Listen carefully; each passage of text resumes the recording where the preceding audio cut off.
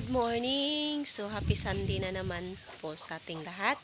At ngayon ay Sunday at may happy meal after Sunday school po tayo mamaya. Okay, so maaga po akong gumising dahil mag-prepare po ako ng pagkain para sa mga bata. Okay, so magluluto pala ako ngayon ng sinigang na baboy.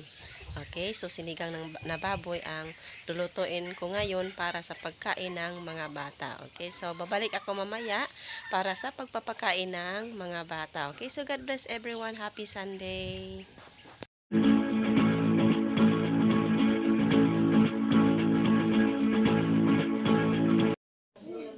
Dalayan ko ng mahigmao na mo, Diyos. Dahil salamat, Father God, ng takda sa kautuhon.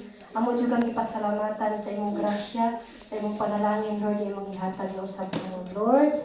I-bless ang mga bata, i-sanctify ng pagkaon, Father God, na walang kagaw, mga balatian makasagol ni Lord. I-bless usap si Lola Vicky, sa pagtrabaho, Ginoo sa iyong kinabuhi, Father God, sa Diyos na labing gamahan mga panalangin.